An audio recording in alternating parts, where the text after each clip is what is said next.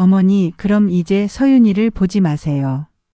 며느리의 차가운 목소리가 아직도 귓가에 맴돕니다. 그날 밤 나는 혼자 거실에 앉아 떨리는 손으로 옷장 깊숙이 걸려있던 검은 법복을 꺼내 들었습니다. 비닐 커버 속 법복은 먼지 한 점 없이 깨끗했지만 묘하게 낯설었습니다. 30년간 법정에서 정의를 외치던 나였건만 정작 내 삶에서는 한마디도 제대로 하지 못했던 것 같습니다. 도대체 언제부터였을까요? 내가 나를 잃어버린 게. 그건 6개월 전 늦은 저녁이었습니다. 현관문을 여는 소리에 나는 부엌에서 고개를 들었습니다. 아들과 며느리가 함께 왔습니다. 평소와 달리 두 사람의 표정이 묘하게 굳어 있었고 며느리는 가방끈을 꼭 움켜쥔 채 거실 소파 끝에 조심스럽게 앉았습니다. 아들이 먼저 입을 열었습니다. 승진 소식이었습니다. 나는 반가운 마음에 아들의 손을 잡았지만 아들의 손바닥은 땀으로 촉촉하게 젖어 있었습니다. 그때 며느리의 목소리가 들려왔습니다. 서윤이를 부탁한다는 말이었습니다. 어린이집 하원 후와 주말만 일하는 단서가 붙었지만 그 말이 얼마나 가벼운 약속이었는지는 그때 알 수 없었습니다. 나는 고개를 끄덕였습니다. 손녀와 더 많은 시간을 보낼 수 있다는 생각에 기뻤고 무엇보다 은퇴 후 텅 빈 일상에 의미가 생긴다는 게 감사했습니다. 아들의 얼굴에 안도의 빛이 스쳤고 며느리는 짧게 고맙다는 말을 남기고 서둘러 자리에서 일어났습니다. 그렇게 시작된 일이었습니다. 처음 한 달은 정말 행복했습니다. 오후 3시 50분이 되면 나는 어김없이 현관을 나섰습니다. 어린이집까지 걸어서 10분 거리였고 정문 앞 벤치에 앉아 서윤이를 기다렸습니다. 가을 오후의 햇살이 따사로웠고 아이들이 우르르 쏟아져 나올 때마다 가슴이 두근거렸습니다. 서윤이가 내 모습을 발견하고 달려올 때의 그 표정이란. 작은 얼굴 가득 환한 웃음을 띠고 가방이 흔들거리는 것도 아랑곳하지 않고 내 품으로 뛰어들던 순간들. 나는 서윤이의 작은 손을 꼭 잡고 집으로 향했습니다. 손녀의 손은 너무 작고 따뜻했습니다. 집에 도착하면 가장 먼저 손을 씻겼습니다. 서윤이가 발판 위에 올라서서 비누 거품을 내는 모습을 지켜보며 나는 싱크대에 팔꿈치를 괴고 미소를 지었습니다. 그 다음엔 냉장고에서 우유를 꺼내 따뜻하게 데우고 과일을 작게 잘라 접시에 담았습니다. 서윤이는 거실 한가운데 앉아 유치원 가방에서 무언가를 꺼내 보였습니다. 도화지에 그려진 동그란 얼굴과 웃는 이. 서윤이는 그게 할머니 얼굴이라고 했습니다. 나는 그 그림을 받아들고 한참을 들여다봤습니다. 눈가가 찡해졌습니다. 아, 이게 바로 행복이구나. 저녁 7시쯤 되면 초인종이 울렸고 아들 부부가 서윤이를 데리러 왔습니다. 나는 하루를 잘 마무리했다는 뿌듯함을 느끼며 손녀의 머리를 쓰다듬었습니다. 문을 닫고 홀로 남은 거실은 조용했지만 마음은 포근했습니다. 하지만 조금씩 아주 조금씩 뭔가 달라지기 시작했습니다. 변화는 소리 없이 찾아왔습니다. 어느 날 저녁 며느리가 서윤이를 데리고 오며 내일 회식이 있다고 했습니다. 저녁까지 봐줄 수 있느냐는 조심스러운 질문이었지만 나는 당연하다는 듯 고개를 끄덕였습니다. 그 다음 주에는 아들이 주말에 워크숍이 있다며 토요일 하루를 부탁했습니다. 나는 이번에도 괜찮다고 답했습니다. 가끔이라는 말은 서서히 의미를 잃어갔습니다. 어느 화요일 아침 나는 책상 서랍에서 수첩을 꺼내 펼쳤습니다. 빨간색 볼펜으로 그어진 X표가 눈에 들어왔습니다. 독서 모임 3번 모두 불참. 친구 명의와의 미술관 약속 취소. 정기 건강검진 다음 달로 연기. 수첩 모서리가 살짝 접혀 있었고 나는 손끝으로 그 부분을 만지작거리다 수첩을 덮었습니다. 나중에 다시 잡으면 되지 뭐. 혼잣말이 거실에 흩어졌지만 가슴 한편이 묵직하게 가라앉았습니다. 어느 수요일 아침이었습니다. 창밖은 아직 어둠이 채 걷히지 않았고 시계는 새벽 6시 40분을 가리키고 있었습니다. 현관 초인종이 울렸습니다. 아들이 서윤이의 손을 잡고 서 있었고 며느리는 차 안에서 시동을 걸고 있었습니다. 오늘 중요한 미팅이 있어 일찍 데려왔다는 짧은 설명과 함께 저녁 8시쯤 데리러 오겠다는 말만 남기고 아들은 서둘러 계단을 내려갔습니다. 나는 아직 잠옷 차림이었습니다. 서윤이는 눈이 덜 떠진 채 하품을 하며 내 다리에 기대섰습니다. 현관문을 닫고 나는 서윤이를 안아 소파에 눕혔습니다. 아이의 따뜻한 숨결이 내 팔에 닿았습니다. 부엌으로 가서 물을 끓였습니다. 주전자에서 김이 모락모락 피어올랐고 나는 찬장문을 열어 커피 가루를 꺼냈습니다. 뜨거운 물을 붓자 커피 향이 퍼졌습니다. 잔을 들고 거실로 돌아왔을 때 문득 오늘이 친구들과의 약속 날이라는 게 떠올랐습니다. 커피 잔을 식탁에 내려놓는 손에 힘이 들어갔습니다. 오후가 되어 서윤이와 그림을 그리고 블록을 쌓고 공원에 다녀왔습니다. 저녁 6시 나는 냉장고 문을 열어 반찬들을 꺼내 서윤이 저녁을 차렸습니다. 아이가 숟가락을 들고 밥을 먹는 모습을 지켜보는데 핸드폰이 울렸습니다. 명희였습니다. 짧은 대화였습니다. 명희의 목소리는 평소보다 낮았고 전화기 너머로 작은 한숨이 들렸습니다. 이번이 세 번째라는 말이 특히 무겁게 가슴에 걸렸습니다. 전화를 끊고 나는 소파에 앉아 창밖을 바라봤습니다. 저녁 노을이 아파트 건물 사이로 번지고 있었고 서윤이는 옆에서 TV를 보며 낄낄거렸습니다. 그 웃음소리가 좋으면서도 한편으로는 숨이 막혔습니다. 다음은 언제인데? 명희의 그 질문이 자꾸 떠올랐습니다. 나는 대답하지 못했습니다. 정말 몰랐습니다. 언제가 다음일까요? 밤 10시가 넘어서야 초인종이 울렸습니다. 아들은 미안하다는 말을 짧게 했고 며느리는 서윤이를 안아 현관으로 향했습니다. 아이는 이미 잠들어 있었고 며느리의 하이힐 소리가 계단을 따라 멀어졌습니다. 아들이 뒤따라가다가 돌아서며 고맙다는 말을 했습니다. 나는 웃으며 손을 흔들었지만 문이 닫히는 순간 얼굴에 미소가 스르르 사라졌습니다. 거실 바닥에는 블록이 흩어져 있었고 소파 위에는 서윤이가 낮잠 잘 때 덮었던 담요가 구겨져 있었습니다. 테이블에는 서윤이가 먹다 남긴 과자 부스러기가 놓여 있었고 싱크대에는 설거지할 그릇들이 쌓여 있었습니다. 나는 천천히 블록을 주워 담았습니다. 무릎을 꿇고 바닥을 기어다니며 하나씩 상자에 넣었습니다. 허리가 욱신거렸습니다. 담요를 개고 테이블을 닦고 설거지를 했습니다. 미지근한 물에 손을 담그고 그릇을 씻는 동안 창문 너머로 보이는 아파트 불빛들이 하나둘 꺼져갔습니다. 나는 지금 뭘 하고 있는 걸까? 싱크대 앞에 서서 나는 멈춰 섰습니다. 물기 묻은 손을 앞치마에 닦으며 문득 이 모든 게 낯설었습니다. 정리를 마치고 시계를 보니 자정이 넘어 있었습니다. 침대에 누웠지만 잠이 오지 않았습니다. 온몸이 쑤시고 허리가 아팠지만 더 아픈 건 마음이었습니다.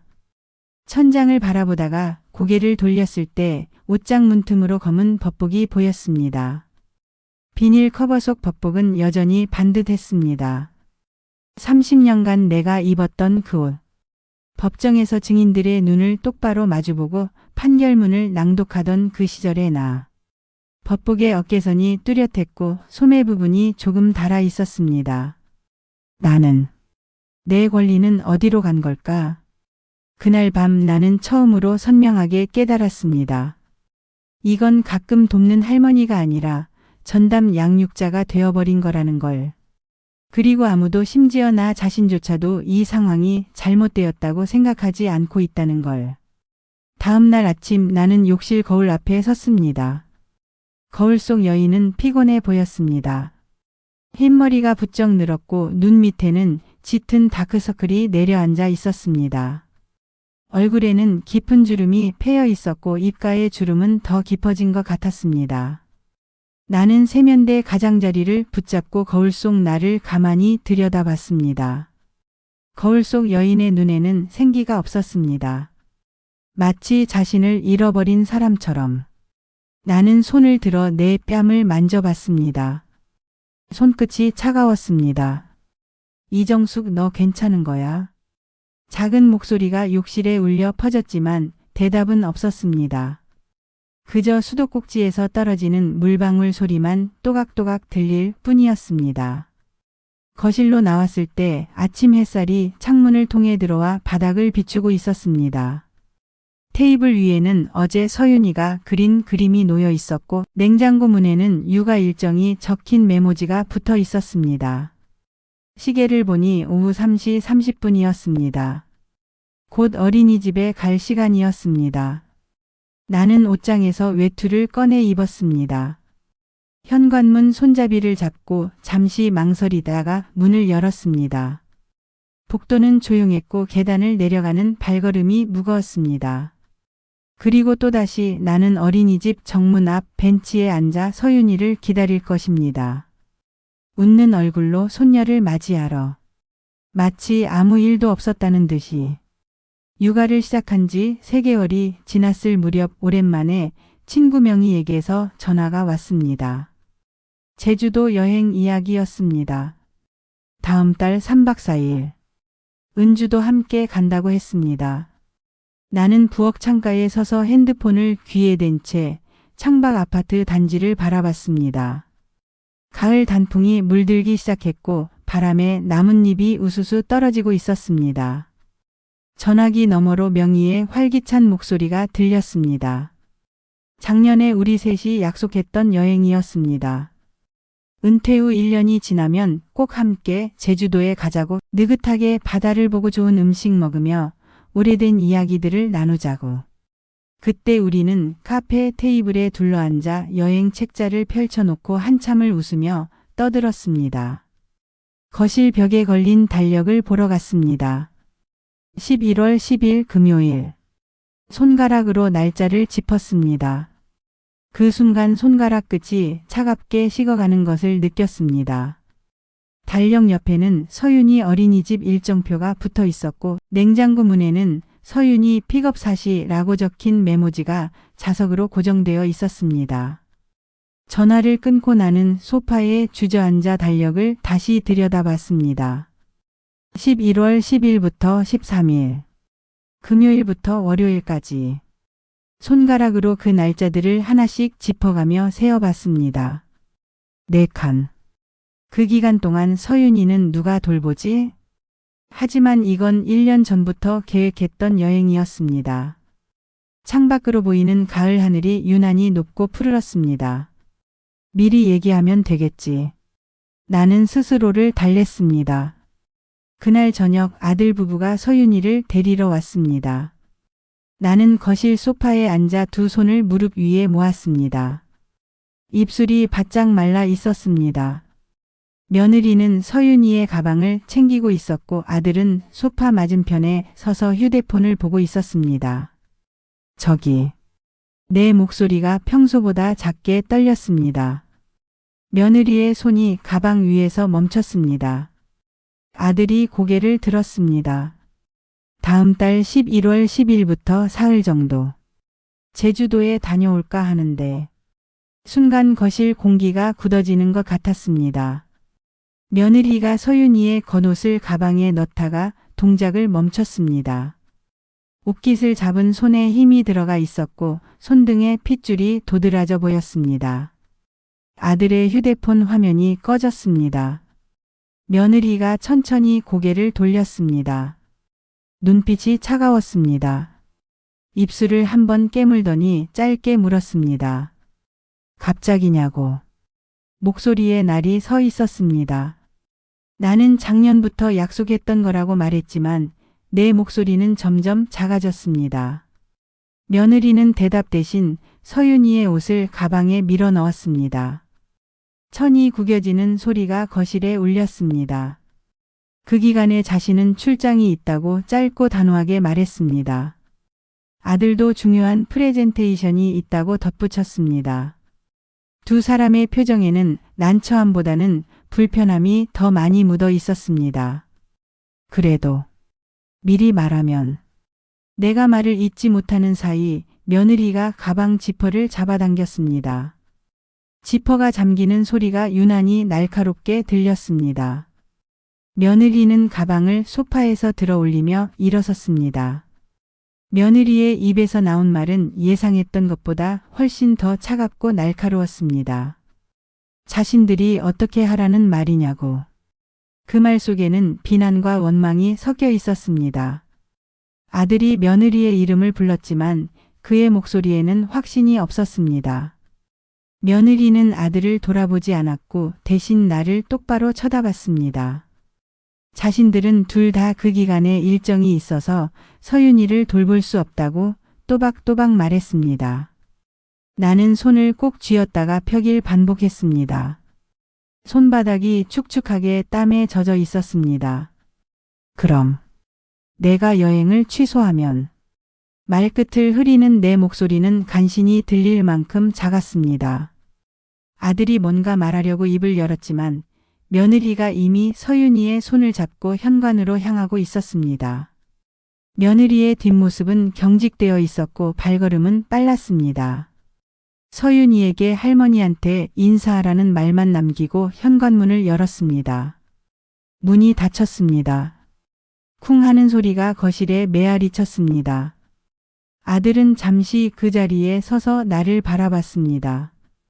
미안하다는 표정이었지만 그는 결국 아무 말도 하지 않고 고개를 돌려 현관으로 갔습니다. 그의 발소리가 점점 멀어졌고 복도 쪽에서 엘리베이터 버튼을 누르는 소리가 들렸습니다. 거실에 혼자 남은 나는 소파에 그대로 앉아 있었습니다. 무릎 위에 놓인 두 손이 떨리고 있었습니다.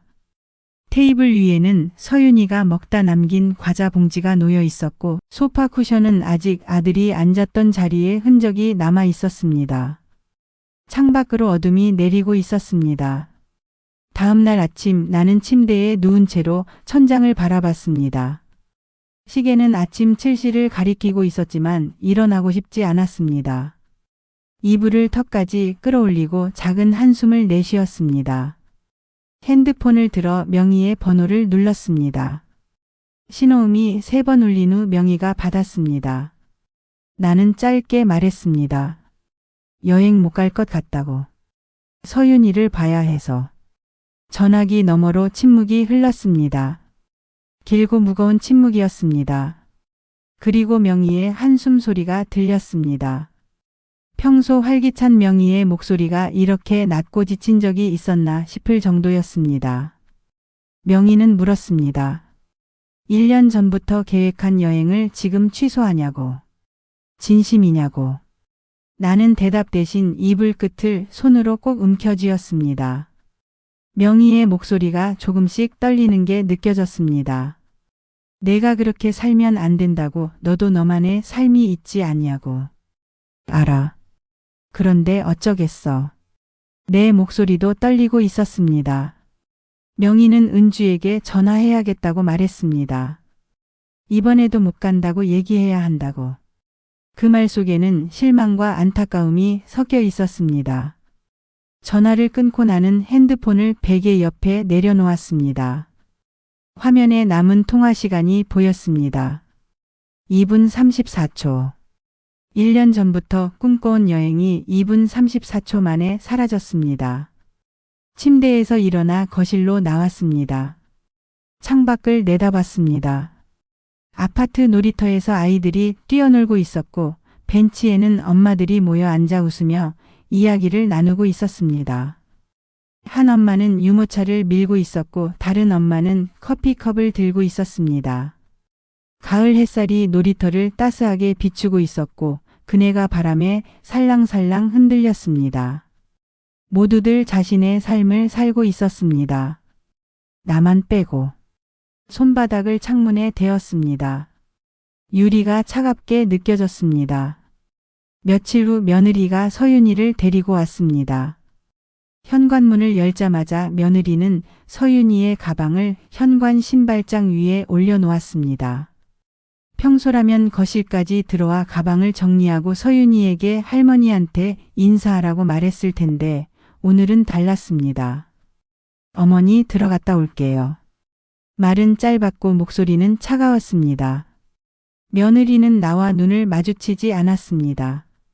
시선은 현관 바닥을 향해 있었고 고개를 살짝 숙인 채 말을 마치자마자 몸을 돌렸습니다. 하이힐 소리가 복도를 따라 빠르게 멀어졌습니다. 나는 서윤이의 손을 잡고 거실로 들어왔습니다. 서윤이는 평소처럼 밝게 웃었지만 내 가슴 한편은 답답하게 무거웠습니다. 오후 내내 서윤이와 놀아주면서도 마음은 다른 곳에 가 있었습니다. 블록을 쌓아 올리는 서윤이의 작은 손을 바라보면서도 명희의 떨리던 목소리가 자꾸 떠올랐습니다. 그림을 그리는 서윤이 옆에 앉아 있으면서도 며느리의 차가운 뒷모습이 눈앞에 아른거렸습니다. 너도 너만의 삶이 있잖아. 크레파스를 집어드는 서윤이의 손이 보였지만 그 말이 귓가에서 떠나지 않았습니다. 저녁 무렵 초인종이 울렸습니다. 아들이었습니다. 며느리는 오지 않았고 아들 혼자였습니다. 아들은 현관에서 신발을 신으며 짧게 말했습니다. 저번에는 미안했다고. 나는 괜찮다고 대답했지만 아들의 표정에는 뭔가 더 말하고 싶은 기색이 역력했습니다. 근데 엄마. 아들이 입술을 한번 깨물었습니다. 그리고 나를 똑바로 바라봤습니다. 엄마도 자신들 입장을 이해해야 하는 거 아니냐고, 자신들도 일이 있지 않냐고 말했습니다. 목소리가 조금씩 높아지고 있었습니다. 나는 안다고 대답했습니다. 알고 있다고. 그리고 아들이 잠시 말을 멈췄습니다. 눈빛이 흔들렸습니다. 손녀를 돌보는 게 그렇게 싫냐고 물었습니다. 그 말에 내 숨이 막혔습니다. 싫다는 게 아니라. 그럼 뭔데요? 아들의 목소리가 날카로워졌습니다. 친구들과 여행 가는 게 손녀보다 더 중요하냐고. 그 말이 가슴에 비수처럼 꽂혔습니다. 나는 입을 열었지만 아무 말도 나오지 않았습니다. 아들이 한숨을 쉬며 고개를 돌렸다가 다시 나를 바라봤습니다. 그의 눈에는 서운함이 가득했습니다. 엄마는 예전에도 그러셨잖아요. 그 말에 나는 얼어붙었습니다. 일한다고 자기 혼자 뒀다고. 바쁘다고 학교 행사에도 잘 안 왔다고. 아들의 목소리는 떨리고 있었습니다. 그 속에는 오래전부터 쌓여온 서운함과 외로움이 담겨 있었습니다. 나는 그제야 깨달았습니다. 아들이 아직도 그 시절을 기억하고 있다는 걸. 어린 민준이가 학교 운동회에서 엄마를 찾던 그 눈빛을, 혼자 집에 와서 냉장고 음식을 데워 먹던 그 외로움을. 민준아. 내 목소리가 떨렸습니다. 이제라도 손녀한테는 제대로 해주시면 안 돼요. 그 말을 남기고 아들은 서윤이의 손을 잡고 현관으로 갔습니다. 문이 닫히는 소리가 거실에 울려 퍼졌습니다. 쿵. 그 소리가 귓가에 맴돌았습니다. 나는 그 자리에 서서 한참을 움직이지 못했습니다. 다리에 힘이 풀려 소파에 주저앉았습니다. 두 손으로 얼굴을 감쌌습니다. 손바닥이 뜨거웠습니다. 그날 밤 나는 잠들 수 없었습니다. 침대에 누워 천장을 바라봤습니다. 천장에는 희미한 그림자가 드리워져 있었고 창밖 가로등 불빛이 커튼 사이로 새어 들어왔습니다. 아들의 말이 끊임없이 머릿속을 맴돌았습니다. 손녀보다 친구가 더 중요해요. 이제라도 손녀한테는 제대로 해주시면 안 돼요. 이불을 옆으로 걷어내고 일어났습니다. 맨발로 차가운 마루를 밟으며 거실로 나왔습니다. 발바닥에 느껴지는 냉기가 등골까지 전해졌습니다. 거실은 어두웠습니다. 가로등 불빛만이 창문을 통해 희미하게 들어와 가구들의 윤곽을 드러내고 있었습니다. 나는 옷장으로 갔습니다. 문을 열자 희미한 옷장 안 조명이 켜졌습니다. 법복이 보였습니다. 비닐 커버에 쌓인 채 옷걸이에 걸려 있었습니다. 나는 비닐 커버를 벗겨냈습니다. 바스락 소리가 조용한 거실에 울렸습니다. 법복을 꺼내 두 손으로 잡았습니다. 천의 감촉이 손끝에 느껴졌습니다. 무게감이 있었고 천은 부드러우면서도 단단했습니다. 30년 동안 이 법복을 입었습니다. 수많은 법정에서 수많은 사건 앞에서 억울한 사람들의 편에 섰고 정의가 무엇인지 고민했습니다. 그때의 나는 당당했습니다. 내가 옳다고 믿는 것을 위해 싸웠습니다. 누구 앞에서도 떳떳했고 내 목소리를 냈습니다. 그런데 지금은 법복의 소매 부분을 쓰다듬었습니다. 약간 달아있는 부분이 손끝에 걸렸습니다. 어깨 부분의 천은 여전히 반듯했고 단추는 광택을 잃지 않고 있었습니다. 가족 앞에서조차 내 권리를 제대로 말하지 못하는 나는 누구일까요? 법복을 다시 옷장에 걸었습니다. 비닐 커버를 씌우고 옷장 문을 닫았습니다. 불빛이 꺼지며 다시 어둠이 찾아왔습니다. 소파에 앉았습니다. 창밖으로 아파트 단지의 가로등들이 줄지어 서 있었습니다. 불빛 아래로 간간히 차들이 지나갔고 어디선가 개 짖는 소리가 들렸습니다. 저 멀리 다른 동의 창문들이 보였습니다. 어떤 집은 환하게 불이 켜져 있었고 어떤 집은 컴컴했습니다. 누군가는 지금도 자신의 하루를 마무리하고 있을 것이고 누군가는 내일을 준비하고 있겠지요. 나는 뭘 준비하고 있을까요? 핸드폰을 들었습니다. 화면이 켜지며 눈이 부셨습니다. 명희에게 문자를 썼습니다. 미안해. 나 때문에 여행 계획이 틀어져서. 너희 둘이라도 재미있게 다녀와. 전송 버튼을 눌렀습니다. 문자가 발송되었다는 표시가 떴습니다. 곧 답장이 왔습니다. 진동이 손바닥에 전해졌습니다. 화면을 봤습니다. 정수가 내가 걱정돼. 전화 한번 하자. 나는 핸드폰을 소파 옆 테이블에 내려놓았습니다. 화면이 점점 어두워지더니 꺼졌습니다. 지금은 누구와도 통화하고 싶지 않았습니다. 그저 혼자 있고 싶었습니다. 이 고요 속에, 이 어둠 속에 소파에 몸을 기댔습니다. 눈을 감았습니다. 어둠 속에서 아들의 목소리가 다시 들려오는 것 같았습니다. 손녀보다 친구가 더 중요해요. 나는 작게 중얼거렸습니다. 아니야. 중요한 게 아니야. 나도 사람인데. 목소리가 거실에 흩어졌지만 대답해 줄 사람은 아무도 없었습니다. 거실 시계의 초침 소리만이 규칙적으로 어둠을 채우고 있었습니다. 째깍 째깍 째깍. 시간은 그렇게 흘러가고 있었습니다. 다음 날 아침 나는 언제 그랬냐는 듯 평소처럼 일어났습니다. 욕실로 가서 세수를 했습니다. 찬물이 얼굴에 닿았습니다. 수건으로 얼굴을 닦으며 거울을 봤습니다. 눈밑이 더 어두워져 있었고 얼굴은 피곤해 보였습니다. 부엌으로 가서 아침을 먹었습니다. 토스트를 구웠고 우유를 데웠습니다. 토스터에서 빵이 튀어나오는 소리가 났고 전자레인지가 띵 하고 울렸습니다. 식탁에 앉아 빵을 한 입 베어 물었지만 맛이 느껴지지 않았습니다. 그저 씹고 삼키고 또 씹었습니다. 집안을 정리했습니다. 청소기를 돌렸고 걸레질을 했습니다. 창문을 열어 환기를 시켰습니다. 가을 바람이 불어왔고 커튼이 살랑거렸습니다. 오후가 되면 또다시 어린이집에 가서 서윤이를 데려올 것입니다. 저녁을 먹이고 놀아주고 아들 부부가 올 때까지 기다릴 것입니다. 욕실 거울 앞에 다시 섰습니다. 머리를 빗었습니다. 빛이 흰머리 사이를 지나갔습니다. 어제 울었던 흔적이 아직 눈가에 남아 있었지만 오늘은 또다시 웃어야 했습니다. 손녀 앞에서 아들 부부 앞에서 마치 아무 일도 없었다는 듯이 이게 나의 역할이니까. 거울 속 나에게 그렇게 말했습니다. 하지만 가슴 깊은 곳에서는 작은 목소리가 속삭였습니다. 정말 이게 맞는 걸까? 대답은 없었습니다. 거울 속 여인도 대답하지 않았습니다. 그저 나를 바라보고 있을 뿐이었습니다. 시계를 봤습니다.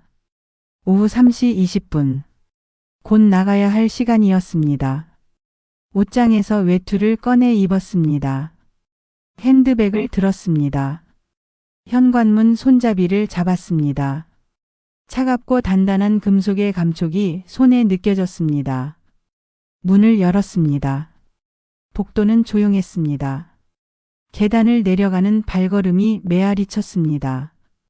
창밖으로 가을 하늘이 푸르게 펼쳐져 있었습니다. 바람에 나뭇잎이 떨어지고 있었습니다. 노란 은행잎 하나가 바람에 날려 땅으로 떨어졌습니다. 조용히 소리 없이. 나도 저 낙엽처럼 조용히 떨어져 가고 있는 것은 아닐까요? 아무도 알아차리지 못하는 사이에. 그리고 또다시 나는 어린이집 정문 앞 벤치에 앉아 서윤이를 기다릴 것입니다. 한 달이 지났습니다. 새벽 6시. 알람이 울리기 전에 눈이 떠졌습니다. 어둠 속에서 천장을 바라보다가 몸을 일으켜 세웠습니다. 순간 허리에 전기가 오르듯 아픔이 퍼졌습니다. 숨을 참고 참았습니다. 침대 가장자리에 앉아 한참을 그렇게 있다가 천천히 일어섰습니다. 욕실 거울에 비친 내 모습을 보고 깜짝 놀랐습니다. 이게 정말 나인가? 눈 밑은 시커멓게 그늘이 져 있었고 뺨은 푹 꺼져 있었습니다. 손으로 얼굴을 만져봤습니다. 피부가 거칠었습니다. 물을 틀었습니다. 찬물이 얼굴에 닿았을 때 정신이 번쩍 들었습니다. 수건으로 얼굴을 닦으며 생각했습니다. 오늘도 또 하루. 부엌으로 가서 약통을 열었습니다. 혈압약. 의사가 처방해 준 지 일주일이 지났지만 아직도 어지럼증이 있었습니다. 약을 입에 넣고 물을 마셨습니다. 초인종이 울렸습니다. 아직 7시도 안 됐는데. 현관으로 가서 문을 열었습니다. 며느리가 서윤이의 손을 잡고 서 있었습니다. 며느리의 얼굴에는 짜증이 가득했습니다. 어머니, 오늘 회의가 아침 일찍 잡혀서요. 좀 일찍 모셔왔어요. 말은 공손했지만 목소리에는 날이 서 있었습니다.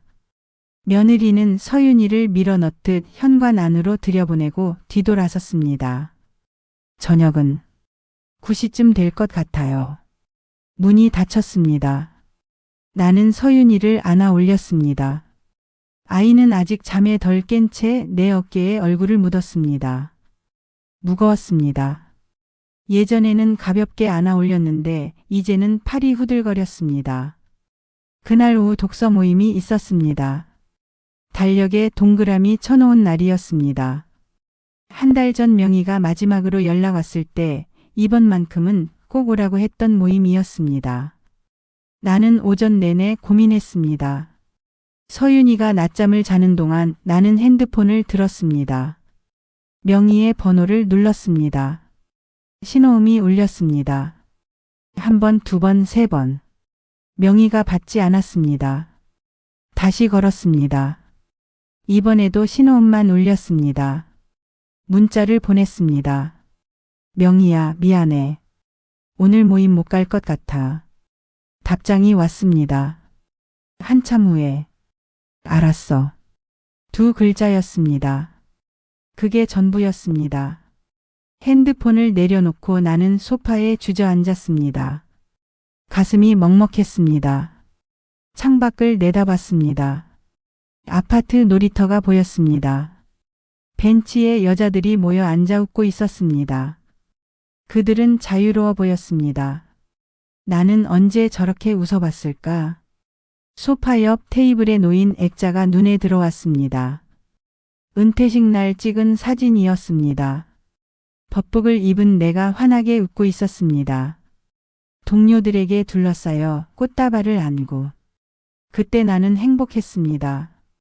새로운 시작이 기대되었습니다. 그런데 지금은 액자를 들어 올려 가만히 들여다봤습니다. 사진 속 나와 지금의 나는 같은 사람일까? 일주일 후 더 큰 일이 터졌습니다. 서윤이를 어린이집에서 데려오는 길이었습니다. 횡단보도를 건너는데 갑자기 눈앞이 핑 돌았습니다. 세상이 기울었습니다.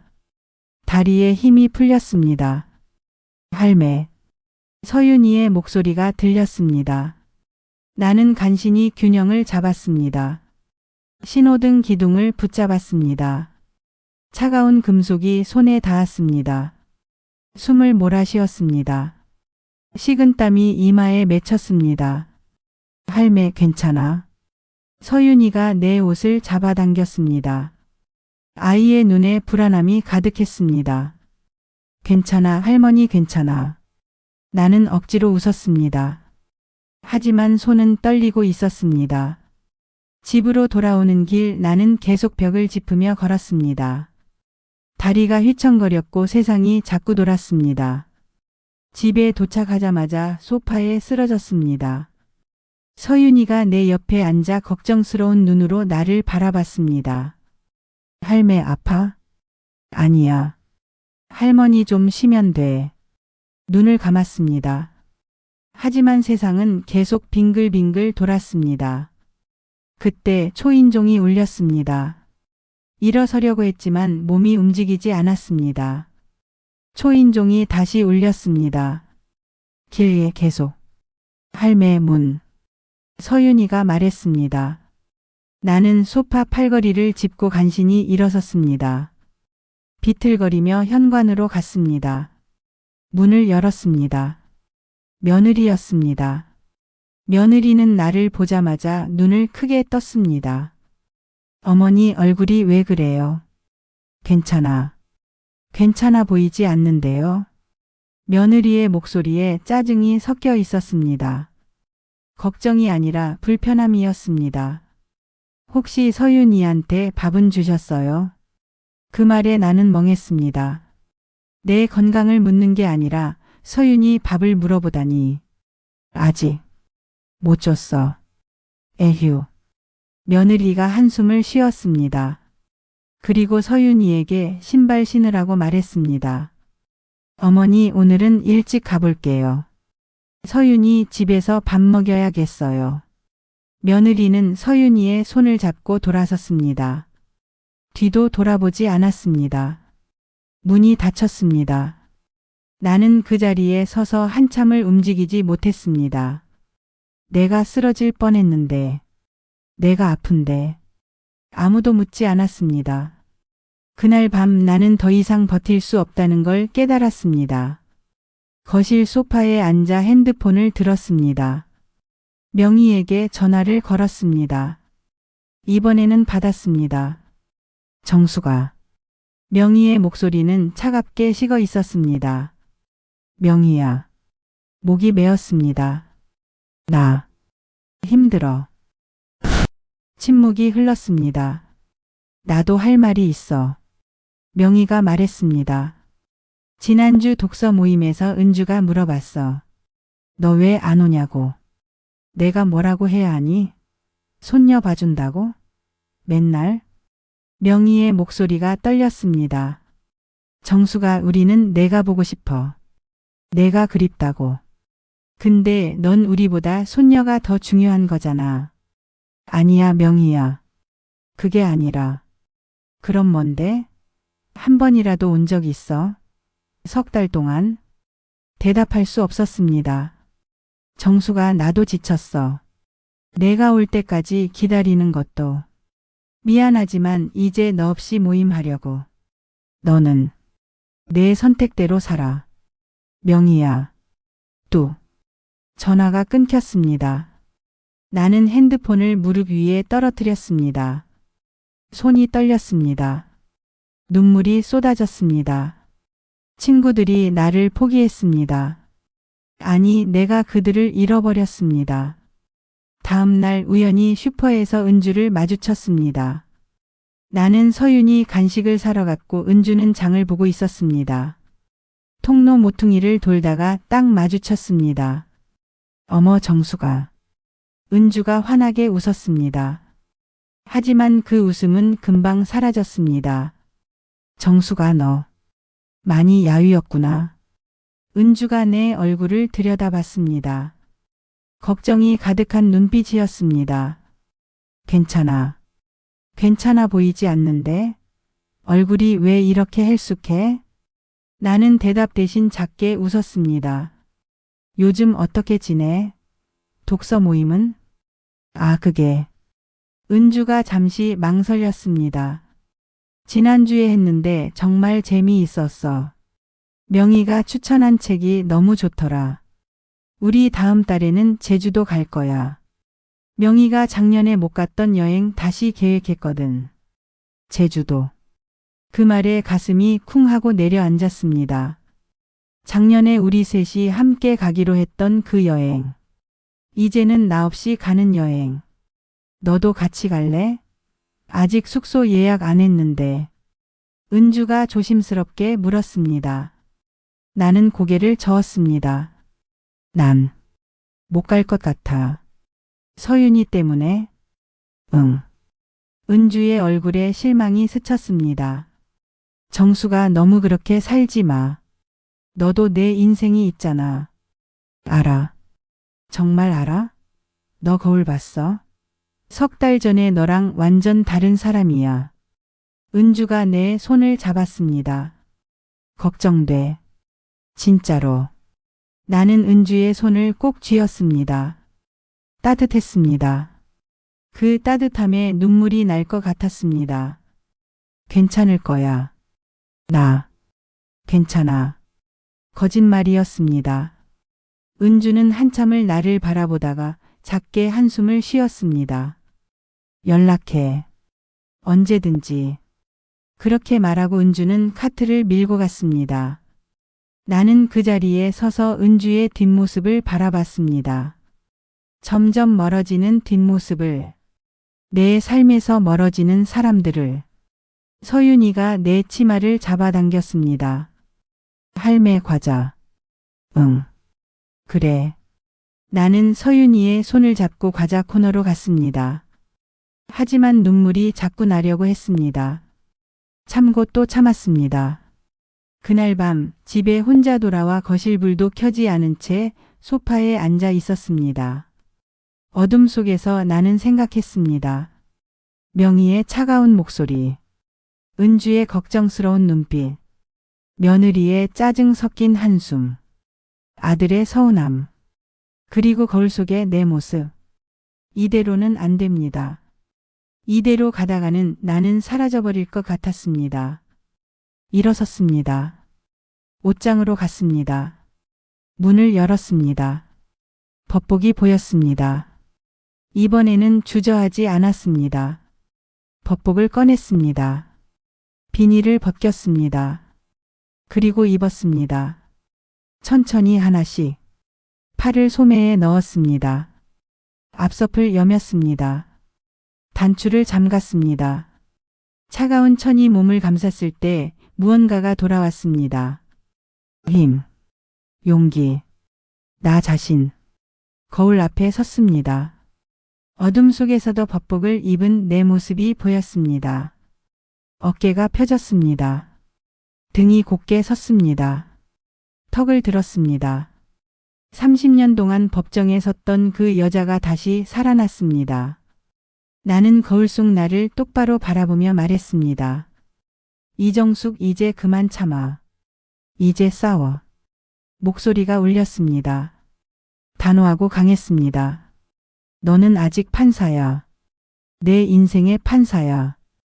판결을 내려. 이 상황에 눈물이 흘렀습니다. 하지만 이번에는 슬픔의 눈물이 아니었습니다. 분노였습니다.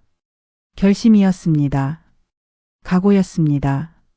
더 이상 참지 않을 것입니다. 더 이상 침묵하지 않을 것입니다. 내 권리를 되찾을 것입니다. 내 삶을 되찾을 것입니다. 가족 회의를 열 것입니다. 당당하게 말할 것입니다. 아니, 요구할 것입니다. 나도 사람이라고. 나도 내 인생이 있다고. 법복을 벗지 않았습니다. 그 채로 책상으로 갔습니다. 노트를 펼쳤습니다. 펜을 들었습니다. 그리고 쓰기 시작했습니다. 가족 회의에서 할 말들을, 나의 권리들을, 나의 요구들을. 펜이 종이 위를 달렸습니다. 손은 떨리지 않았습니다. 30년간 판결문을 쓰던 그 손으로 이번에는 내 인생의 판결문을 쓰고 있었습니다. 창밖으로 새벽이 밝아오고 있었습니다. 새로운 하루가 시작되고 있었습니다. 그리고 새로운 나도. 제주도 여행을 포기한 후 일주일이 지났습니다. 나는 여전히 매일 서윤이를 돌보고 있었습니다. 아침 일찍 일어나 어린이집에 데려다주고 오후에 데려와 저녁까지 봐주는 일상이 계속됐습니다. 하지만 뭔가 달라졌습니다. 나 자신이 달라졌습니다. 화요일 아침 욕실 거울 앞에 섰습니다. 거울 속 여인의 눈 밑에는 깊은 다크서클이 내려앉아 있었고 뺨은 푹 꺼져 있었습니다. 흰머리가 부쩍 늘었고 입가의 주름은 더 깊어진 것 같았습니다. 손을 들어 뺨을 만졌습니다. 살이 빠져 광대뼈가 도드라졌습니다. 내가 이렇게 늙었나? 핸드폰이 울렸습니다. 며느리였습니다. 어머니, 오늘 회사 회식이 있어서요. 서윤이 저녁까지 부탁드려도 될까요? 나는 핸드폰을 꽉 쥐었습니다. 손에 힘이 들어갔습니다. 알았어. 감사합니다. 그럼 9시쯤 데리러 갈게요. 전화가 끊겼습니다. 나는 핸드폰을 세면대에 내려놓고 거울을 다시 봤습니다. 이정숙, 넌 또 그냥 넘어가는 거니? 거울 속 여인은 대답하지 않았습니다. 오후 3시 어린이집 앞 벤치에 앉아 서윤이를 기다렸습니다. 옆 벤치에는 다른 할머니 두 분이 앉아 수다를 떨고 있었습니다. 요즘 나 허리가 너무 아파서 말이야. 병원 갔더니 디스크래. 그럼 쉬어야지. 쉬고 싶지. 근데 며느리가 일한다고 손주를 나한테 맡기는데 어떡해. 그럼 며느리한테 말해. 힘들다고. 말은 무슨. 그럼 내가 손주를 싫어하는 할머니 되는 거지. 그래도 내 몸이 더 중요하잖아. 나는 그 대화를 들으며 가만히 앉아 있었습니다. 그때 핸드폰이 울렸습니다. 명희였습니다. 받을까 말까 망설이다가 받았습니다. 정수가. 명희의 목소리는 어제와 달리 부드러웠습니다. 미안해. 전에 너무 심하게 말했어. 아니야, 명희야. 내 말이 맞아. 은주한테 들었어. 슈퍼에서 만났다며? 내가 많이 야윈 것 같다고. 명희의 목소리가 떨렸습니다. 정수가, 나 지금 내 집 앞이야. 문 열어줄래? 서윤이를 데려와 집에 놓고 명희에게 다시 전화를 걸었습니다. 30분 후 명희가 현관문을 열고 들어섰습니다. 명희가 나를 보자마자 입을 틀어막았습니다. 정수가. 이게 무슨. 말이 나오지 않는 듯 했습니다. 명희의 눈이 커졌고 눈가가 붉어졌습니다. 명희는 가방을 바닥에 내려놓고 내게 다가왔습니다. 그리고 나를 꼭 안았습니다. 따뜻했습니다. 너무 따뜻해서 눈물이 쏟아질 것 같았습니다. 미안해. 내가 너무 몰랐어. 명희가 속삭였습니다. 우리는 거실 소파에 나란히 앉았습니다. 명희는 내 손을 꼭 잡았습니다. 그 손이 얼마나 따뜻한지, 얼마나 그리웠는지. 나는 모든 것을 털어놓았습니다. 매일 아침 6시에 시작되는 하루. 쉴 틈 없는 육아. 포기한 약속들. 병원에서 들은 경고. 횡단보도에서 쓰러질 뻔했던 일. 명희는 말없이 들었습니다. 하지만 그녀의 손은 점점 더 세게 내 손을 움켜쥐고 있었습니다. 손등에 핏줄이 도드라졌습니다. 그래서 나는 말을 이었습니다. 나 결심했어. 이제는 말할 거야. 내 권리를. 내 한계를. 명희가 내 눈을 똑바로 바라봤습니다. 정말? 응. 오늘 아들한테 문자 보낼 거야. 오늘 저녁에 우리 집으로 오라고. 명희의 눈에 눈물이 고였습니다. 잘했어. 정말 잘했어. 명희와 나는 오후 내내 준비했습니다. 명희는 노트를 꺼냈습니다. 일단 내가 하고 싶은 말을 다 써봐. 솔직하게. 나는 펜을 들고 노트에 쓰기 시작했습니다. 나는 서윤이를 사랑합니다. 하지만 매일은 힘듭니다. 나도 내 삶이 필요합니다. 친구들도 만나고 싶고 여행도 가고 싶습니다. 주 2회 정도만 서윤이를 돌봐드리고 싶습니다. 명희가 노트를 읽었습니다. 한참을 읽더니 고개를 저었습니다. 너무 약해. 뭐? 너무 조심스럽게 썼어. 이건 부탁이야. 요구가 아니라. 명희가 펜을 들고 밑줄을 그었습니다. 서윤이를 사랑합니다는 빼. 당연한 거니까 굳이 말할 필요 없어. 하지만은 없어. 명희가 단호하게 말했습니다. 주 2회 정도만도 빼. 정도를 빼고 확실하게 써. 주 2회 화요일과 목요일 오후 4시부터 7시까지만 돌봐드리겠습니다. 이렇게. 명희의 펜이 줄을 그으며 새로운 문장을 썼습니다. 나는 3개월 동안 하루 15시간씩 서윤이를 돌봤다. 이 기간 동안 나의 모든 개인 시간을 포기했다. 건강이 악화되었다. 이제는 한계다. 앞으로는 주 2회 화요일과 목요일 오후 4시부터 7시까지만 돌봐드리겠다. 나는 노트를 봤습니다. 명희가 쓴 문장들은 짧고 명확하고 강했습니다. 명희야, 이렇게 강하게 말하면 그들이 기분 나빠하지 않을까? 기분? 그들은 내 기분 생각했어. 명희가 내 어깨를 잡았습니다. 정수가, 너는 30년간 판사였어. 수백 명 앞에서 판결문을 낭독했잖아. 이번엔 내 가족 앞에서 내 인생의 판결문을 낭독하는 거야. 판결문. 그 말이 가슴에 와닿았습니다.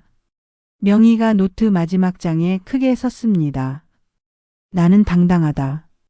나는 옳다. 나는 사과하지 않는다. 이걸 10번 읽어.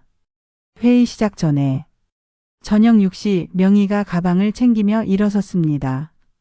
나 갈게. 너 혼자 해야 해. 같이 있어줄 수 없어? 내 목소리가 떨렸습니다. 명희가 고개를 저었습니다. 이건 내 가족 문제야. 내가 있으면 그들이 방어적이 될 거야. 너 혼자 해야 해. 명희가 현관으로 향했습니다. 신발을 신으며 돌아봤습니다. 핸드폰 켜놔. 끝나면 바로 전화해. 내가 기다리고 있을게. 문이 닫혔습니다. 나는 거실에 혼자 남았습니다. 책상 위에 노트를 봤습니다. 명희의 선명한 글씨로 가득 찬 노트. 붉은 펜으로 밑줄 그어진 문장들. 시계가 째깍째깍 소리를 냈습니다. 1시간 후면 아들 부부가 올 것입니다. 아들에게 문자를 보냈습니다. 오늘 저녁 7시 우리 집으로 와. 수연이도 같이. 중요한 얘기가 있어. 전송 버튼을 눌렀습니다. 손이 떨렸지만 후회하지 않았습니다. 답장이 금방 왔습니다. 엄마, 무슨 일이세요? 와서 얘기하자. 더 이상의 문자는 주고받지 않았습니다. 나는 일어나 옷장으로 갔습니다. 법복은 꺼내지 않았습니다. 대신 평소 입지 않던 정장 재킷을 꺼냈습니다. 검은색 재킷이었습니다. 은퇴식 때 입었던 옷이었습니다. 재킷을 입었습니다. 거울 앞에 섰습니다. 법복은 아니지만 이것만으로도 충분했습니다. 어깨가 펴졌고 등이 곧게 섰습니다. 턱을 들었습니다. 노트를 집어들고 소파에 앉았습니다. 마지막 장을 펼쳤습니다. 나는 당당하다. 나는 옳다. 나는 사과하지 않는다. 소리 내어 읽었습니다. 한 번, 두 번, 세 번. 목소리가 점점 단단해졌습니다. 8번, 9번, 10번. 마지막 10번째를 읽는 순간 초인종이 울렸습니다. 심장이 쿵쾅거렸습니다. 손에 땀이 났습니다. 노트를 무릎 위에 올려놓고 손바닥을 치마에 닦았습니다. 깊게 숨을 들이마셨습니다. 천천히 내쉬었습니다. 일어섰습니다. 어깨를 펴고 턱을 들었습니다. 현관으로 걸어갔습니다. 발걸음은 무거웠지만 멈추지 않았습니다. 손잡이를 잡았습니다. 차가운 금속이 손에 닿았습니다. 다시 한번 깊게 숨을 들이마셨습니다. 그리고 문을 열었습니다. 아들과 며느리가 서 있었습니다. 둘 다 불안한 표정이었습니다. 아들은 넥타이를 제대로 매지 못한 채였고 며느리는 가방끈을 꼭 쥐고 있었습니다. 들어와. 내 목소리는 평소보다 낮고 단단했습니다. 그들이 거실로 들어왔습니다. 며느리는 두리번거렸고 아들은 나를 계속 쳐다봤습니다. 소파에 나란히 앉았습니다. 나는 그들 맞은편 소파에 앉았습니다. 등을 곧게 세우고 손에 노트를 들고 며느리가 먼저 입을 열려고 했습니다. 입술이 움직였습니다. 조용히 해줄래? 내가 말했습니다. 차분하지만 단호하게. 며느리의 입이 다물어졌습니다. 아들의 눈이 커졌습니다. 두 사람 모두 놀란 표정이었습니다. 나는 노트를 펼쳤습니다. 첫 페이지. 명희가 빨간 펜으로 밑줄 그은 제목이 보였습니다. 나의 권리와 한계에 관하여. 그리고 읽기 시작했습니다. 내 인생의 판결문을. 지난 3개월 동안 나는 매일 아침 6시에 일어났다. 내 목소리가 거실에 울려 퍼졌습니다. 단단하고 차분했습니다. 새벽 7시 전에 서윤이를 받았고 밤 10시가 넘어서 보냈다. 하루 15시간이다. 노트에서 눈을 떼지 않았습니다. 아들 부부를 보면 흔들릴 것 같았습니다. 일주일에 7일, 한 달에 30일 단 하루도 쉬지 않았다. 며느리가 뭔가 말하려고 했습니다. 손을 들었습니다. 아직 끝나지 않았어. 내 목소리는 더 단단해졌습니다. 며느리의 손이 무릎 위로 내려갔습니다. 이 기간 동안 나는 친구들과의 모든 약속을 취소했다. 독서 모임 3번. 미술관 관람 2번. 제주도 여행 1번. 노트를 넘겼습니다. 다음 페이지에는 명희가 빨간 펜으로 쓴 숫자들이 빼곡했습니다. 정기 건강검진을 3개월 미뤘다. 그 결과 혈압은 위험 수치로 올랐고 당뇨 진단을 받았다. 아들이 숨을 들이켰습니다. 어제는 서윤이와 횡단보도를 건너다가 쓰러질 뻔했다. 이제 그들을 봤습니다. 아들의 얼굴이 창백해졌습니다. 며느리는 가방끈을 움켜쥐고 있었습니다. 의사가 말했다. 이대로 가다가는 큰일 난다고. 노트를 덮었습니다. 무릎 위에 올려놓았습니다. 그리고 똑바로 그들을 바라봤습니다. 나는 더 이상 할 수 없다. 침묵이 흘렀습니다. 무거운 침묵이었습니다. 며느리가 먼저 입을 열었습니다. 어머니, 저희가 몰랐어요. 그렇게 힘드신 줄 몰랐다고? 내가 물었습니다. 목소리에 힘이 들어갔습니다. 내가 한 번이라도 괜찮다고 말했니? 내가 한 번이라도 더 해달라는 부탁을 거절한 적 있니? 며느리가 입술을 깨물었습니다. 아니, 오히려 너희들은 점점 더 많은 걸 요구했어. 새벽 7시가 6시 30분이 됐고 저녁 8시가 10시가 됐어. 아들이 끼어들었습니다. 엄마, 그건 저희도 일이 있잖아요. 일? 나는 아들을 똑바로 바라봤습니다. 나는 일이 없어. 나는 내 인생이 없어. 아들이 입을 다물었습니다. 나는 은퇴했어. 30년 일했어. 이제 내 시간을 보낼 권리가 있어. 목소리가 떨렸습니다. 하지만 멈추지 않았습니다. 그런데 너희들은 그 권리를 빼앗았어. 한 번도 물어보지 않고. 며느리가 울기 시작했습니다. 눈물이 볼을 타고 흘렀습니다. 손으로 얼굴을 가렸습니다. 어머니, 저도 힘들어요. 떨리는 목소리였습니다. 회사에서는 워킹맘이라고 무시당하고 집에서는 나쁜 엄마라고 죄책감 들고. 며느리가 흐느꼈습니다. 저도 사람이에요. 저도 완벽할 수 없어요.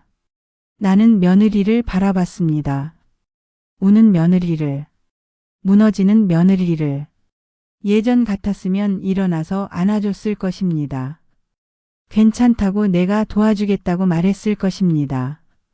하지만 이번에는 앉아 있었습니다. 나도 사람이야. 내가 조용히 말했습니다. 나도 완벽할 수 없어. 나도 한계가 있어. 며느리가 고개를 들었습니다. 눈이 퉁퉁 부어 있었습니다. 그런데 너는 한 번도 그걸 생각하지 않았어. 내가 지칠 수도 있다는 걸. 내가 아플 수도 있다는 걸. 며느리가 입술을 떨었습니다. 어제 내가 거의 쓰러졌을 때 너 뭐라고 했지? 며느리의 얼굴이 하얘졌습니다. 서윤이한테 밥은 주셨어요? 그게 내가 한 말이야. 침묵이 흘렀습니다. 내 건강은 묻지 않았어. 내가 괜찮은지는 묻지 않았어. 오직 서윤이 밥만 물어봤어. 며느리가 고개를 숙였습니다. 아들이 일어섰습니다. 창가로 갔습니다. 등을 돌린 채 서 있었습니다. 어깨가 떨리고 있었습니다. 한참 후 아들이 돌아섰습니다. 눈이 붉어져 있었습니다. 엄마는 예전에도 그랬잖아요. 아들의 목소리가 떨렸습니다. 일한다고 저 혼자 두고, 학교 행사에도 안 오시고, 제 생일에도 늦게 오시고. 아들이 다가왔습니다. 저 어렸을 때 얼마나 외로웠는지 아세요? 운동회 날 다른 애들은 엄마가 왔는데 전 혼자 있었어요.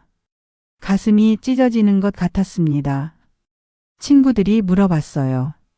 너네 엄마는? 그럼 저는 뭐라고 대답했는지 아세요? 우리 엄마는 바빠 그것뿐이었어요. 아들의 눈에서 눈물이 흘렀습니다. 그래서 이번에는 엄마가 서윤이한테만큼은 제대로 해주셨으면 했어요. 나는 천천히 일어섰습니다. 다가가서 아들의 손을 잡았습니다. 민준아. 내 목소리도 떨렸습니다. 엄마가 미안해. 정말 미안해. 아들이 고개를 숙였습니다. 내가 외로웠던 거 엄마도 알아. 그게 엄마한테도 가장 큰 후회야. 아들의 손을 꼭 잡았습니다. 하지만 민준아, 그건 내가 나빴던 게 아니야. 엄마는 최선을 다했어. 아들이 고개를 들었습니다. 엄마는 여자라는 이유로 2배로 일해야 했어. 능력을 인정받으려면 남자들보다 훨씬 더 노력해야 했어. 눈물이 흘렀습니다. 그렇게 해서 판사가 됐어. 우리 가족을 먹여 살렸어. 내 학비를 댔어. 아들의 눈에서 눈물이 뚝뚝 떨어졌습니다. 엄마는 최선을 다했어. 엄마도 사람이야. 완벽할 수 없었어. 아들을 꼭 안았습니다. 아들도 나를 안았습니다. 우리는 한참을 그렇게 있었습니다. 소파에 다시 앉았습니다. 이번에는 분위기가 달랐습니다. 무거웠지만 적대적이지는 않았습니다. 며느리가 먼저 입을 열었습니다. 어머니, 사실은. 며느리가 손을 꼭 쥐었습니다. 어머니가 저를 싫어하시는 줄 알았어요. 뭐? 나는 깜짝 놀랐습니다. 매번 서윤이 육아에 대해 뭐라고 하시잖아요. 이렇게 하면 안 돼, 저렇게 해야지, 그럴 때마다. 제가 나쁜 엄마라고 생각하시는 것 같았어요. 며느리의 목소리가 작아졌습니다. 그래서 더 어머니한테 기대게 된 것 같아요. 어머니는 완벽하니까. 어머니가 하시면 다 잘하시니까. 나는 며느리를 바라봤습니다. 수연아. 며느리가 고개를 들었습니다. 나는 너를 싫어한 적 없어. 오히려 걱정했어. 걱정이요? 내가 너무 완벽하려고 해서. 워킹맘으로 일하면서 완벽한 엄마가 되려고 해서. 며느리의 눈이 커졌습니다. 나도 그랬거든. 젊었을 때 모든 걸 완벽하게 하려고 했어. 그리고 무너졌어. 며느리가 눈물을 닦았습니다. 내가 육아에 대해 뭐라고 한 건 너를 무시해서가 아니야. 도와주고 싶어서였어. 내가 실패했던 것들을 너는 안 겪었으면 해서. 며느리가 고개를 숙였습니다. 그걸 몰랐어요. 아들이 입을 열었습니다. 엄마, 그럼 이제 어떡하죠? 나는 노트를 다시 펼쳤습니다. 여기 내가 제안하는 것들이 있어. 노트를 테이블 위에 올려놓았습니다. 명희가 정리해준 리스트였습니다. 첫째, 서윤이는 주 2회만 봐줄게. 화요일과 목요일 오후 4시부터 7시까지. 아들과 며느리가 노트를 들여다봤습니다. 둘째, 주말과 공휴일은 나의 시간이야. 특별한 경우를 제외하고는 서윤이를 맡지 않겠어. 며느리가 입술을 깨물었습니다. 셋째, 긴급 상황을 대비해 베이비시터나 어린이집 연장반을 이용해. 하지만 엄마. 아들이 말하려 했습니다. 하지만은 없어. 내가 단호하게 말했습니다. 이건 협상이 아니야. 이건 내 권리야. 내 건강과 내 삶을 지키기 위한 최소한의 경계야. 침묵이 흘렀습니다. 며느리가 아들을 봤습니다. 아들도 며느리를 봤습니다. 그리고 며느리가 고개를 끄덕였습니다. 알겠어요, 어머니. 며느리의 목소리는 작았지만 진심이 담겨 있었습니다. 죄송해요. 정말 죄송해요. 며느리가 다시 울었습니다. 이번에는 다른 울음이었습니다. 후회의 눈물이었습니다. 아들도 고개를 숙였습니다. 엄마, 미안해요. 엄마 마음을 몰랐어요. 나는 그들을 바라봤습니다. 화는 나지 않았습니다. 오히려 안쓰러웠습니다. 괜찮아. 내가 말했습니다. 우리 모두 처음이었어. 서로의 마음을 몰랐던 거야. 며느리가 눈물을 닦으며 고개를 들었습니다. 앞으로는 달라질 거야. 우리 서로 솔직하게 말하자. 힘들면 힘들다고. 안 되면 안 된다고. 아들과 며느리가 고개를 끄덕였습니다. 그리고 나는 작게 미소 지었습니다. 나는 서윤이를 사랑해. 손녀를 사랑하는 게 의무여서가 아니라 정말 사랑해서야. 그러니까 주 2회는 진심으로 기쁘게 봐줄게. 며느리가 일어나서 내게 다가왔습니다. 그리고 나를 안았습니다. 어머니, 감사해요. 그리고 정말 죄송해요. 나도 며느리를 안았습니다. 처음으로 진심으로. 아들도 일어나 우리를 안았습니다. 거실에 온기가 퍼졌습니다. 오해가 풀렸습니다. 진실이 드러났습니다. 그리고 우리는 비로소 서로를 이해하기 시작했습니다. 가족회의 후 일주일이 지났습니다. 모든 게 잘 풀리는 것 같았습니다. 아들 부부는 내 제안을 받아들였고 우리는 새로운 일정으로 시작하기로 했습니다. 화요일과 목요일 주 2회만. 나는 다시 숨을 쉴 수 있을 것 같았습니다. 하지만 현실은 그렇게 쉽지 않았습니다. 수요일 오후 핸드폰이 울렸습니다. 며느리였습니다. 어머니, 죄송한데요. 목소리부터 조심스러웠습니다. 오늘 갑자기 회의가 잡혀서. 서윤이 좀 봐주실 수 있으세요? 나는 달력을 봤습니다. 수요일. 내 날이었습니다. 수연아, 우리 약속했잖아. 화요일과 목요일만. 알아요, 어머니. 근데 정말 급한 일이에요. 이번 한 번만. 이번 한 번만. 그 말이 얼마나 익숙한지. 안 돼. 내가 단호하게 말했습니다. 베이비시터를 불러. 우리 그렇게 얘기했잖아. 전화기 너머로 침묵이 흘렀습니다. 무거운 침묵이었습니다. 알겠어요. 며느리의 목소리가 차갑게 식었습니다. 전화가 끊겼습니다. 나는 핸드폰을 내려놓고 가슴을 쓸어내렸습니다. 손이 떨렸습니다. 잘한 거야. 내 경계를 지킨 거야. 스스로에게 말했지만 마음 한편이 불편했습니다. 그 다음 화요일 정해진 날이었습니다. 오후 4시.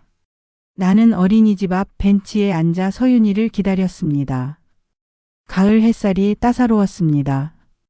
오랜만에 마음이 편안했습니다. 어린이집 문이 열렸습니다. 아이들이 우르르 쏟아져 나왔습니다. 하지만 서윤이가 보이지 않았습니다. 한참을 기다렸지만 서윤이는 나오지 않았습니다. 선생님께 물어봤습니다. 서윤이는 오늘 어머니가 데려가셨어요. 어머니요? 네, 며느리분이 오셔서 데려가셨어요. 나는 멍하니 서 있었습니다. 핸드폰을 꺼냈습니다. 며느리에게 전화를 걸었습니다. 받지 않았습니다. 문자를 보냈습니다. 서윤이 어디 있어? 답장이 왔습니다. 한참 후에. 오늘은 제가 일찍 퇴근해서 직접 데려갔어요. 그게 전부였습니다. 나는 텅 빈 어린이집 앞에 혼자 서 있었습니다. 가을 바람이 차갑게 불어왔습니다. 나뭇잎이 떨어졌습니다. 하나, 둘, 셋. 조용히 땅으로 떨어졌습니다. 목요일도 마찬가지였습니다. 나는 또 어린이집 앞에 갔습니다. 하지만 이번에도 서윤이는 나오지 않았습니다. 며느리가 먼저 데려갔다는 거였습니다. 핸드폰을 꺼내 며느리에게 전화를 걸었습니다. 이번에는 받았습니다. 수연아, 무슨 일이야? 우리 화요일 목요일에 만나기로 했잖아. 아, 어머니. 요즘 제가 일정을 조정해서 일찍 퇴근할 수 있게 됐어요. 며느리의 목소리는 밝았습니다. 너무 밝아서 오히려 이상했습니다. 그래서 당분간은 제가 직접 서윤이를 돌보려고요. 당분간이? 네. 어머니도 힘드시잖아요. 그리고 엄마가 직접 돌보는 게 맞는 것 같아서요. 가슴이 철렁 내려앉았습니다. 수연아, 나는 주 2회는 기꺼이 하겠다고 했어. 힘들어서가 아니라. 알아요, 어머니. 근데 저도 생각을 많이 해봤어요. 제가 엄마 역할을 제대로 못하고 있었던 것 같아서요. 전화기 너머로 사무실 소음이 들렸습니다. 그럼 언제쯤? 그건 제가 다시 연락드릴게요. 전화가 끊겼습니다. 나는 어린이집 앞에 혼자 서서 멍하니 핸드폰 화면을 바라봤습니다. 주변이 텅 비어 보였습니다. 어린이집 문이 닫혔고 벤치는 비어 있었고 놀이터에는 아무도 없었습니다. 일주일이 지났습니다. 며느리에게서 연락이 없었습니다. 아들에게 전화를 걸었습니다. 민준아, 서윤이 요즘 어떻게 지내니? 아, 잘 지내요, 엄마. 수연이가 요즘 일찍 퇴근해서 직접 돌보고 있어요. 그래. 나는 언제 볼 수 있을까? 수연이랑 얘기해 볼게요. 며칠 후 아들에게서 문자가 왔습니다. 엄마, 수연이가 당분간은 자기가 직접 돌보고 싶대요. 주말에 한번 보러 오시는 건 어때요? 주말. 한번.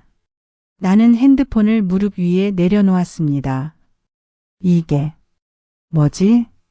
가슴이 답답했습니다. 2주가 더 지났습니다. 나는 주말에 아들 집에 갔습니다. 현관문을 열고 들어서자 서윤이가 달려왔습니다. 할매. 서윤이를 안아 올렸습니다. 아이가 조금 무거워진 것 같았습니다. 며느리가 부엌에서 나왔습니다. 미소를 짓고 있었지만 눈은 웃지 않았습니다. 어머니 오셨어요. 응. 거실로 들어갔습니다. 서윤이와 놀았습니다. 블록을 쌓고 그림을 그렸습니다. 하지만 뭔가 달랐습니다. 며느리가 계속 거실을 서성였습니다. 나와 서윤이를 지켜보고 있었습니다. 서윤아, 그거 그렇게 하는 거 아니야. 엄마가 알려줄게. 며느리가 끼어들었습니다. 할머니는 저기 앉아 계세요. 제가 할게요. 나는 소파에 앉았습니다. 서윤이와 며느리가 노는 것을 지켜봤습니다. 손님이 된 기분이었습니다. 내 손녀를 보는데 손님이 된 기분. 1시간쯤 지났을 때 며느리가 일어섰습니다. 서윤아, 낮잠 시간이야. 싫어, 엄마. 할매랑 더 놀고 싶어. 안 돼. 규칙적으로 자야 해. 가자. 며느리가 서윤이의 손을 잡고 방으로 갔습니다. 나는 거실에 혼자 남았습니다. 창밖을 바라봤습니다. 가을 하늘이 높고 푸르렀습니다. 얼마 후 며느리가 나왔습니다. 거실 소파에 앉았습니다. 나와 마주보고 침묵이 흘렀습니다. 며느리가 먼저 입을 열었습니다. 어머니. 응? 제가 요즘 생각을 많이 했어요. 며느리의 목소리가 조심스러웠습니다. 서윤이 육아를 어머니께 너무 많이 맡겼던 것 같아요. 그래서 이제는 제가 직접 하려고요. 그건 좋은 생각이야. 나는 진심으로 말했습니다. 하지만 힘들 때는 언제든지. 괜찮아요. 며느리가 내 말을 끊었습니다. 저 혼자 할 수 있어요. 그리고 며느리가 잠시 망설였습니다. 그리고 솔직히 말씀드리면 어머니께서 서윤이 육아에 너무 많이 관여하시는 게 부담스러웠어요. 가슴에 무언가가 콕 박혔습니다. 제 육아 방식에 계속 이러쿵저러쿵 하시잖아요. 이건 이렇게 해야지 저건 저렇게 하면 안 돼 하시면서. 며느리의 목소리가 높아졌습니다. 전 제 방식대로 키우고 싶어요. 어머니 간섭 없이. 나는 아무 말도 할 수 없었습니다.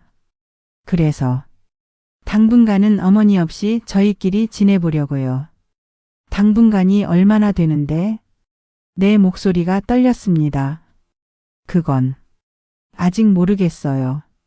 며느리가 눈을 피했습니다. 순간 깨달았습니다. 이건 복수였습니다. 내가 경계를 그었을 때, 내가 안 되라고 말했을 때 며느리는 상처받았던 것입니다. 그리고 지금 며느리는 똑같이 하고 있었습니다. 나를 밀어내고 있었습니다.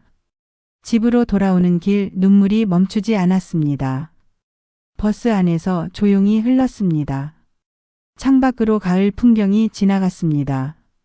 단풍이 물든 나무들, 낙엽이 쌓인 길들. 집에 도착해서도 계속 흘렀습니다. 소파에 앉아 한참을 울었습니다. 이게 내가 원했던 걸까? 경계를 그었더니 이제는 아예 담을 쌓아버렸습니다. 주 2회를 원했더니 이제는 한 달에 한 번도 안 됐습니다. 핸드폰을 들어 명희에게 전화를 걸었습니다. 정수가 무슨 일이야? 명희야. 목이 메었습니다. 잘못된 것 같아. 내가 너무 센 것 같아. 명희가 한숨을 쉬었습니다. 정수가 너는 잘못한 거 없어. 내 권리를 주장한 거잖아. 그런데 이제 손녀를 볼 수도 없어. 울음이 터졌습니다. 며느리가 날 밀어냈어. 내가 간섭한다고. 내가 부담스럽다고. 그건. 명희도 말을 잇지 못했습니다. 명희야, 나 뭘 잘못한 거야? 내가 뭘 잘못했어? 전화기 너머로 명희의 한숨이 들렸습니다. 아무것도 잘못 안 했어, 정수가. 다만? 가족 관계는 권리만으로는 안 되는 것 같아. 밸런스가 필요한가 봐. 전화를 끊고 나는 소파에 쓰러졌습니다. 법복이 걸린 옷장을 봤습니다. 법정에서는 명확했습니다. 옳고 그름, 권리와 의무. 하지만 가족은 달랐습니다. 가족은 훨씬 복잡했습니다. 나는 옳았습니다. 내 권리를 주장한 것은 옳았습니다. 하지만 지금 나는 혼자였습니다. 창밖으로 밤이 깊어가고 있었습니다. 어둠 속에서 나는 혼자 울었습니다. 이게 내가 원했던 결말일까? 한 달이 지났습니다. 아들에게서 가끔 문자가 왔습니다. 엄마 잘 지내세요? 짧은 안부였습니다. 나도 짧게 답했습니다. 응, 잘 지내. 하지만 잘 지내지 못하고 있었습니다. 매일 아침 눈을 뜨면 텅 빈 하루가 기다리고 있었습니다. 친구들과의 모임도 어색했습니다. 명희와 은주를 만나도 마음 한편이 무거웠습니다. 서윤이 생각이 자꾸 났습니다. 저녁마다 오후 4시쯤 되면 습관처럼 시계를 봤습니다. 어린이집 하원 시간. 하지만 갈 곳이 없었습니다. 어느 날 밤 잠이 오지 않았습니다. 일기장을 꺼냈습니다. 은퇴 후 시작한 일기장이었습니다. 첫 페이지를 펼쳤습니다. 은퇴식 날 쓴 일기였습니다. 새로운 시작이다. 이제는 내 시간을 살 수 있다. 친구들과 여행도 가고 하고 싶었던 것들을 하면서 다음 페이지를 넘겼습니다. 서윤이 육아를 시작한 날이었습니다. 오늘부터 서윤이를 돌보기로 했다. 손녀와 더 많은 시간을 보낼 수 있어서 기쁘다. 페이지를 넘길수록 글씨가 점점 흐트러졌습니다. 오늘도 피곤하다. 허리가 아프다. 명의 약속을 또 취소했다. 미안하다. 횡단보도에서 쓰러질 뻔했다. 무섭다. 가족 회의를 했다. 내 권리를 주장했다. 떨렸지만 잘한 것 같다. 그리고 마지막 페이지. 손녀를 볼 수 없다. 며느리가 나를 밀어냈다. 내가 뭘 잘못한 걸까?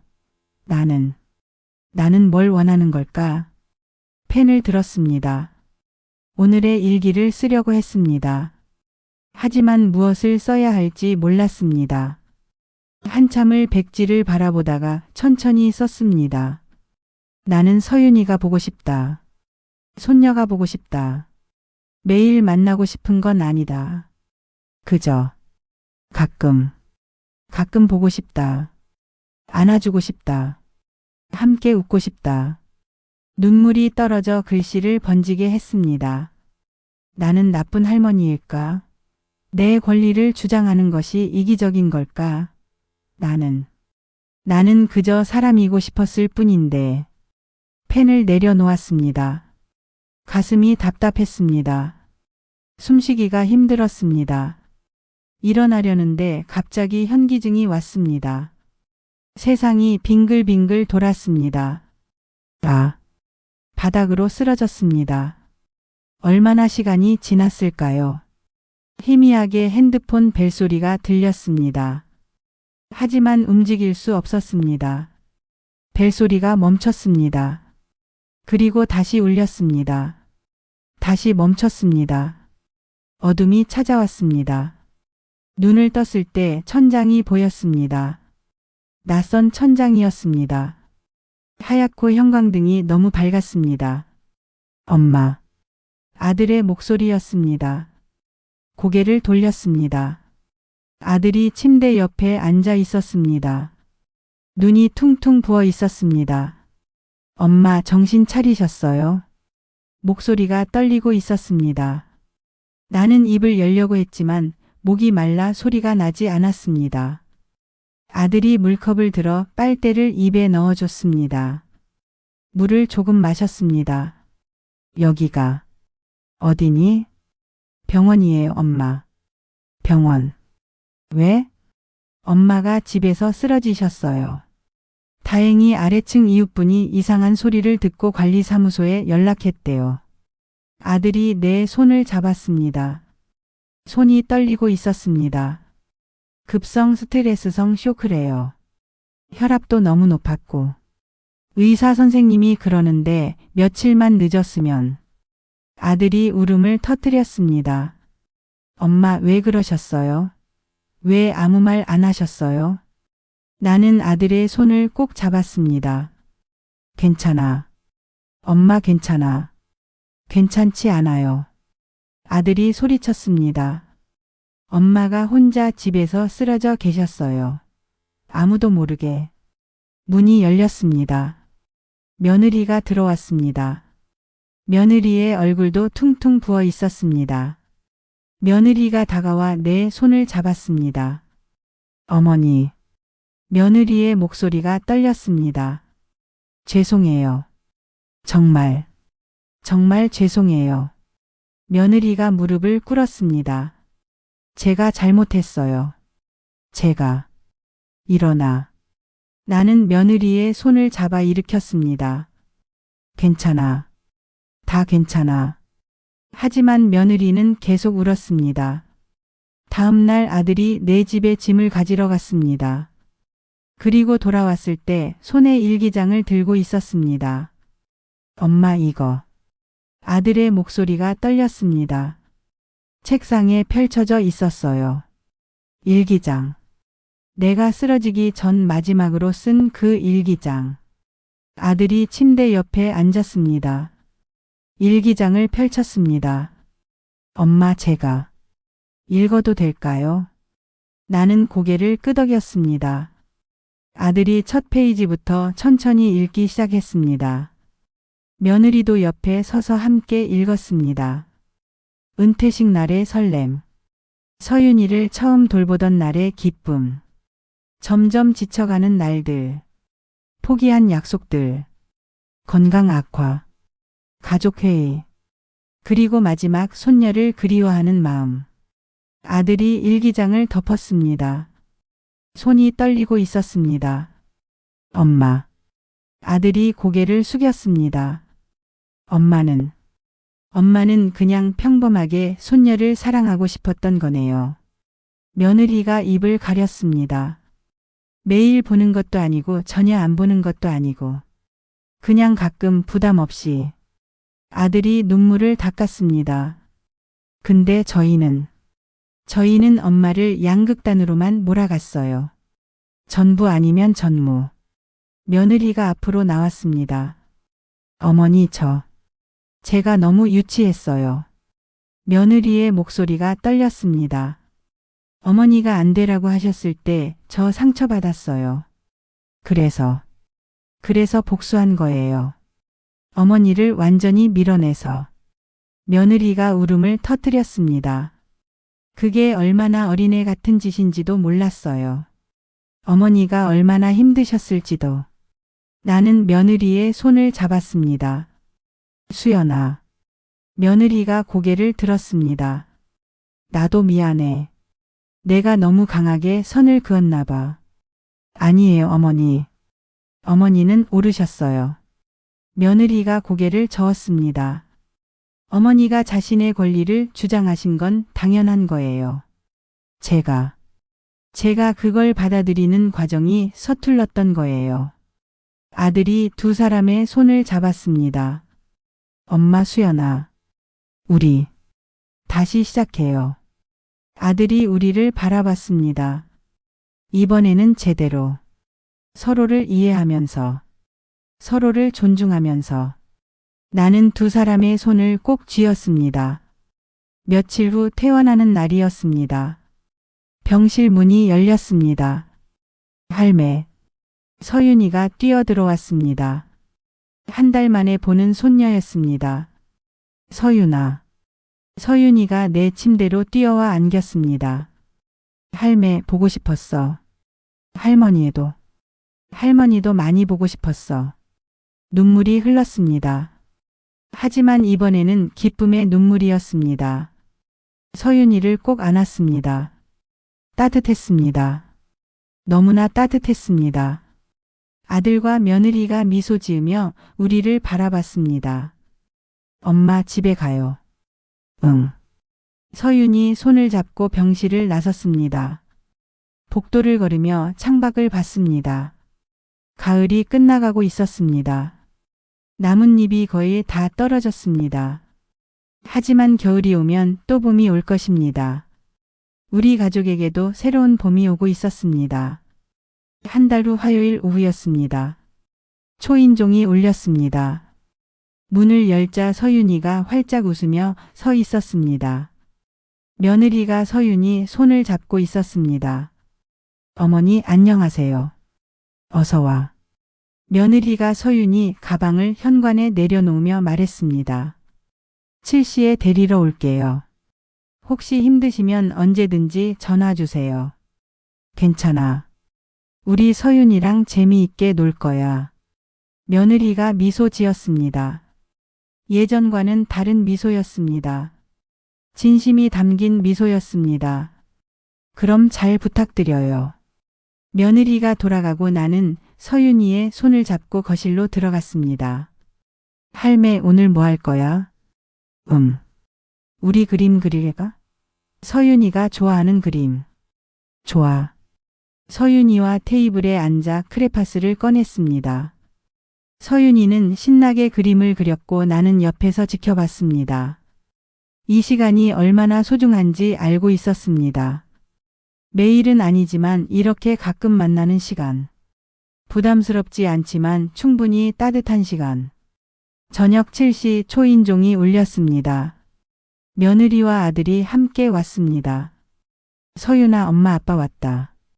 서윤이가 뛰어가 안겼습니다. 할매랑 재미있었어? 응. 할매랑 그림도 그리고 블록도 쌓고. 서윤이가 신나게 이야기했습니다. 며느리가 내게 다가왔습니다. 어머니 오늘 괜찮으셨어요? 응, 좋았어. 우리 서윤이 잘 놀았어. 다행이에요.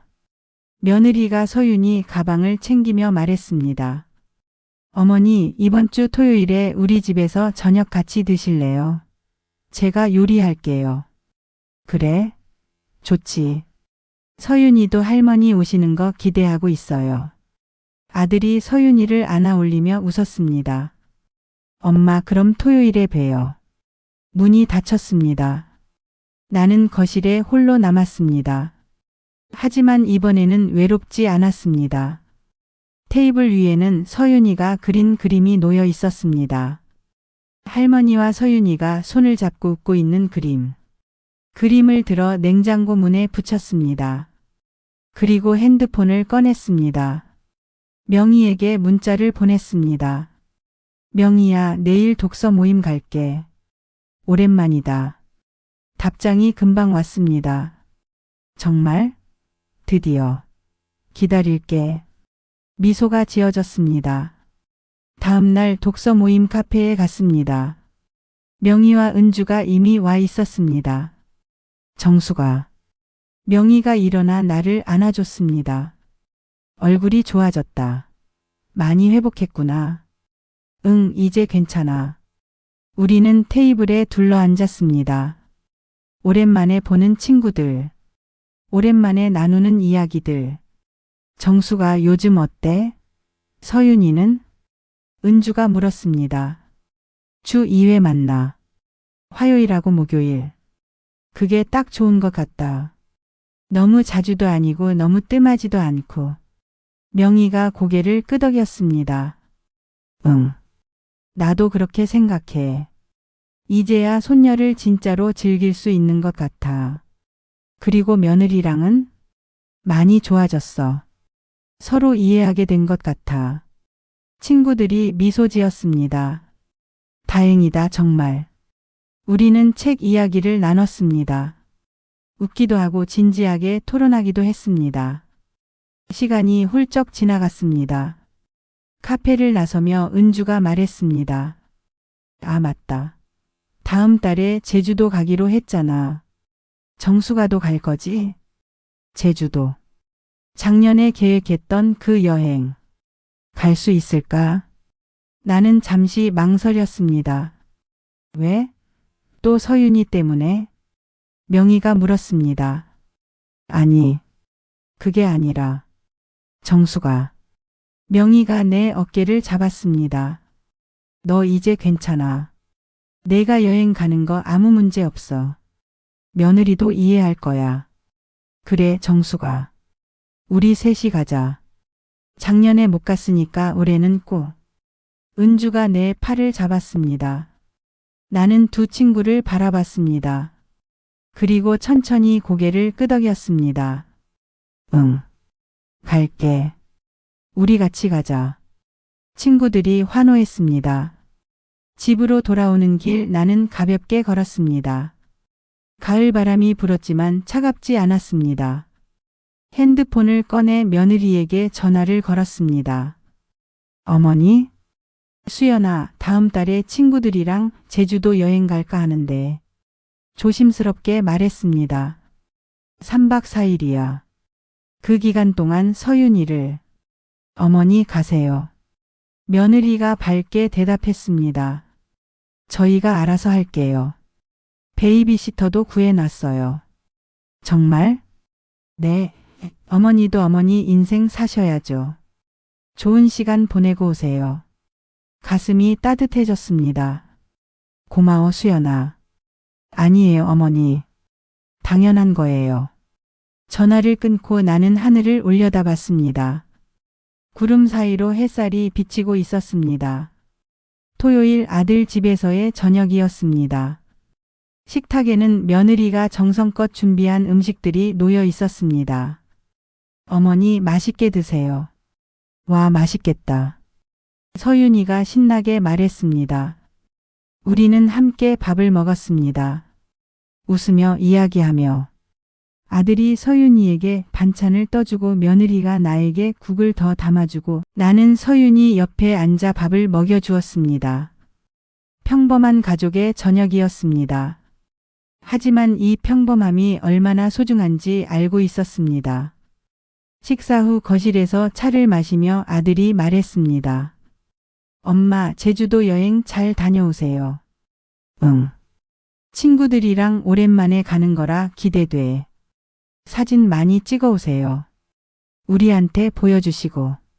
며느리가 웃으며 말했습니다. 그리고 어머니, 선물은 안 사오셔도 돼요. 그냥 즐기고 오세요. 그래도 우리 서윤이 선물은 사와야지. 서윤이가 손뼉을 쳤습니다. 할매, 나는 인형 갖고 싶어. 알았어, 예쁜 인형 사올게. 우리는 함께 웃었습니다. 그날 밤 집으로 돌아와 옷장을 열었습니다. 법복이 보였습니다. 여전히 그 자리에 걸려 있었습니다. 법복을 꺼내 손으로 쓰다듬었습니다. 30년을 함께한 법복. 이제는 입을 일이 없지만 이 법복이 나에게 가르쳐준 것들은 여전히 남아 있었습니다. 정의, 당당함, 나 자신을 지키는 것. 하지만 이제는 알게 되었습니다. 가족 안에서의 정의는 법정과는 다르다는 것을. 때로는 부드러움이 필요하고 때로는 타협이 필요하고 때로는 이해가 필요하다는 것을. 그리고 무엇보다 사랑이 필요하다는 것을. 법복을 다시 옷장에 걸었습니다. 조심스럽게. 그리고 옆에 걸린 여행용 가방을 꺼냈습니다. 다음 달 제주도 여행을 위한 준비를 시작했습니다. 한 달 후 제주도 공항이었습니다. 명희, 은주와 함께 게이트를 나섰습니다. 와, 바다다. 은주가 소리쳤습니다. 드디어 왔구나. 명희가 내 어깨를 두드렸습니다. 정수가, 우리 작년에 이 여행 계획했을 때 기억나? 응, 기억해. 그때는 몰랐지. 이렇게까지 오기 힘들 줄. 명희가 웃었습니다. 하지만 왔잖아. 결국. 응. 결국 왔어. 나는 바다를 바라봤습니다. 푸르고 넓은 바다. 바람이 불어왔습니다. 시원하고 상쾌한 바람. 핸드폰이 울렸습니다. 아들에게서 온 문자였습니다. 엄마, 잘 도착하셨어요? 편히 쉬시고 좋은 시간 보내세요. 사랑해요. 사진도 첨부되어 있었습니다. 서윤이가 종이에 그린 그림이었습니다. 할매, 사랑해요. 미소가 지어졌습니다. 답장을 보냈습니다. 잘 도착했어. 너희도 잘 지내. 할머니도 사랑해. 핸드폰을 주머니에 넣고 친구들과 함께 걸었습니다. 푸른 하늘 아래 우리는 웃으며 걸었습니다. 3박 4일 후 집으로 돌아왔습니다. 짐을 풀고 소파에 앉아 창밖을 바라봤습니다. 겨울이 다가오고 있었습니다. 나뭇가지에는 잎이 하나도 남지 않았습니다. 하지만 봄이 오면 다시 잎이 돋아날 것입니다. 핸드폰이 울렸습니다. 며느리였습니다. 어머니 여행 잘 다녀오셨어요? 응, 정말 좋았어. 다행이에요. 어머니 내일 화요일인데 서윤이 보러 오실 거죠? 그럼. 당연하지. 서윤이가 할머니 기다리고 있어요. 선물도 기대하고 있고요. 웃음이 났습니다. 걱정 마. 예쁜 인형 샀어. 감사해요, 어머니. 그럼 내일 봬요. 전화를 끊고 나는 여행 가방에서 서윤이 인형을 꺼냈습니다. 제주도에서 산 예쁜 인형이었습니다. 서윤이가 좋아할 얼굴이 그려졌습니다. 그날 밤 다시 일기장을 펼쳤습니다. 새 페이지에 오늘 날짜를 썼습니다. 그리고 천천히 썼습니다. 제주도에서 돌아왔다. 친구들과 함께한 3박 4일은 정말 행복했다. 오랜만에 나만의 시간을 보냈다. 이제 나는 안다. 나는 나쁜 할머니가 아니다. 이기적인 사람도 아니다. 나는 그저 나 자신을 지키면서도 가족을 사랑하는 사람이다. 주 2회 서윤이를 만난다. 그 시간은 정말 소중하다. 매일이 아니기에 더 소중하고 부담이 없기에 더 즐겁다. 내일은 화요일이다. 서윤이를 만나는 날이다. 벌써 기대된다. 펜을 내려놓고 창밖을 바라봤습니다. 별이 반짝이고 있었습니다.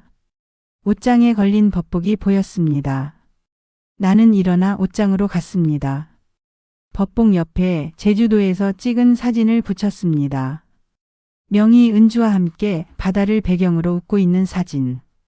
그리고 그 옆에 서윤이와 찍은 사진도 붙였습니다. 2개의 사진이 나란히 걸려 있었습니다. 내 2가지 삶. 나 자신의 삶과 할머니로서의 삶. 이제는 둘 다 지킬 수 있었습니다. 균형을 찾았습니다. 옷장 문을 닫았습니다. 그리고 침대에 누웠습니다. 편안한 마음으로. 내일이 기다려지는 마음으로. 창밖으로 달빛이 들어왔습니다. 따뜻하고 부드러운 빛이었습니다. 그 빛 속에서 나는 미소 지으며 잠들었습니다. 새로운 하루를, 새로운 삶을 꿈꾸며.